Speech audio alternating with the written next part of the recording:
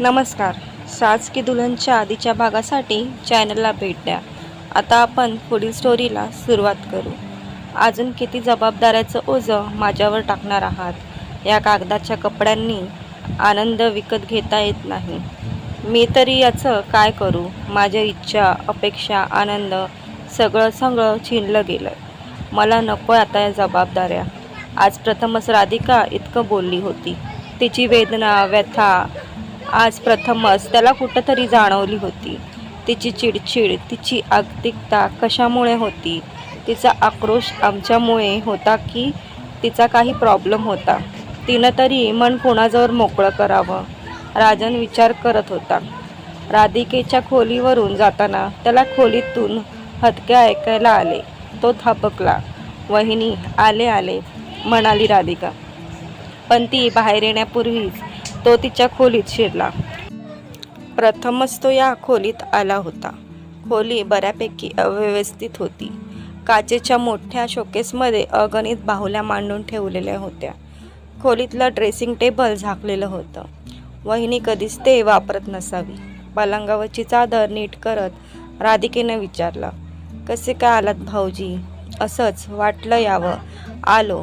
तेवढ्यात बेडवरची बोलकी बाहुली बोलली, मम्मा आय लव्ह यू. राधिकानं तिचं बटन दाबून तिला गप्प केलं. बोलू देत ना, छान वाटतंय, राजनने म्हटलं. एक विचारू वहिनी? विचारा. काय विचारताय? मला ठाऊक आहे तुम्ही काय विचारणार आहात ते. भाऊजी, या घरानं, या घरातल्या आनंदानं माझ्याकडे पाठ फिरवली आहे. घर नाही, धर्मशाळा वाटते, जिथे लोक राहतात पण त्यांचा एकमेकांशी संबंध नसतो.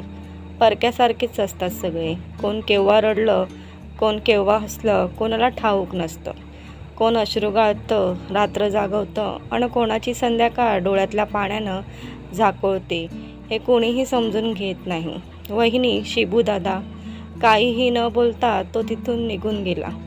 कितीतरी वेळ वहिनीने अश्रूंनी भरलेले डोळे आणि शब्द त्याचा पाठलाग करत होते. या घरात मी एक जिवंत, हाडामासाची भावना असणारी स्त्री आहे हे कोणाला माहीत आहे? प्रत्येकजण स्वतःच मग्न आहेत, स्वतःतच गुंतलंय. माझं आहे कोण? कुणाला काळजी आहे माझा? कुणाला वेळ आहे माझ्यासाठी? संध्याकाळ दाटून आली होती, पण आज राजननं खोलीची खिडकी उघडली नव्हती. संध्याकाळ ही जणू आज तिकडे फिरकलीच नाही. वारंवार त्याला राधिकाचा कोमेजलेला चेहरा डोळ्यापुढे येत होता. राजनहून फक्त 2 महिने मोठी होती ती, पण जबाबदाऱ्यांनी तिला अकाली म्हातारं करून टाकले. मोठेपणाच्या जाणीवेनं ती इतकी झकडली गेलीये की स्वतः जगणंच विसरली आहे. घरातली 3 मोठी बाळं, सासरा, नवरा, धीर यांना सांभाळते आहे. मनातून स्वतःच्या लहानग्या बाळासाठी झिरते आहे. काळोख वाढला तसे बाबा खोलीतून बाहेर आले. हल्ली ते उजेडात बाहेर जाणं टाळतातच. ते फिरायला बाहेर पडले आणि राधिका रात्रीच्या स्वयंपाकाला लागली. फिरून आल्या बाबा म्हणाले, सुनबाई जेवायला वाढ, मी लवकरच झोपणार आहे. राधिकानं त्यांना जेवायला वाढलं. ते आपल्या खोलीत गेले. मग राधिकानं राजनलाही जेवू घातलं. आपलं जेवण आटोपलं आणि स्वयंपाकघर आवरून ती आपल्या खोलीकडे निघाली. तेवढ्यात लक्षात आलं, गच्चीचं दार उघडं आहे. राजन गच्चीवर असेल बहुधा. भाऊजी, तिनं हाक मारली. उत्तर आलं नाही. तशी ती स्वतःच वर निघाली. गच्चीवर चांदणं होतं. राजन आपल्या सावलीशी खेळल्यासारखा काहीतरी शोधत होता. काय शोधताय? काय हरवलंय? राधिकानं विचारलं.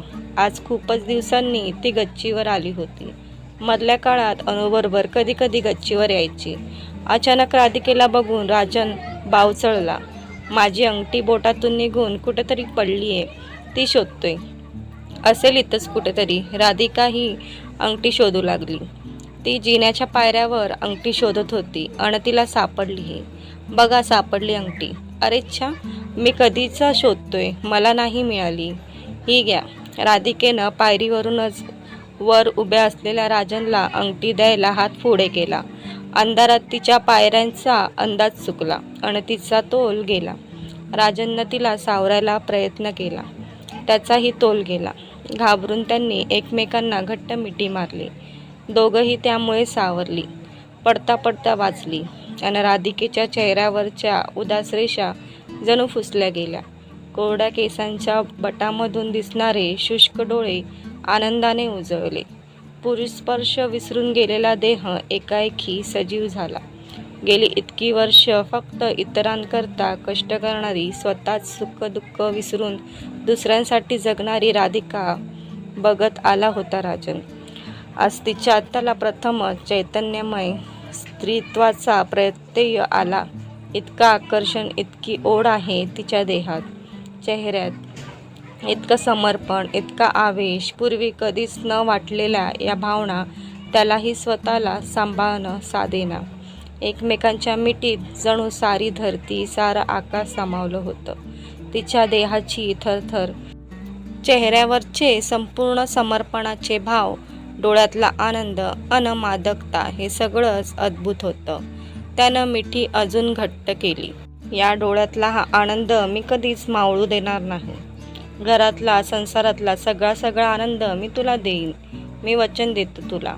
तेवढ्यात खालून कुणीतरी हाक मारलेली ऐकू आली. वहिनी. अरे हा तर सुंदरीचा आवाज वाटतोय. मी सुंदरी. दरवाजा उघडा. पुन्हा हाक आली. हे काय नवस, आज तर राजननं खिडकीही उघडली नव्हती. मग सुंदरी कुठून आली? राजनची पहिली बायको. नाही, नकोय आता, कुणी नको. बाबांचा खणखणीत आवाज ऐकू आला. आता कुठल्याही सुंदरीला आमच्या घरात थारा नाही. दारावर थापा ऐकू येत होत्या. राजन आणि राधिकानं ऐकल्या, पण दुर्लक्ष केलं. राजन म्हणाला, सुंदरी आता घरात येणार नाही. सायंकाळची दुल्हन रात्री घरी येत नाही. माझी साजकी दुल्हन मला भेटली. दोघांची मिठी अधिकच घट्ट झाली. कुठून तरी रेडिओवरच्या गाण्याचे सूर अलगद तरंगत आले.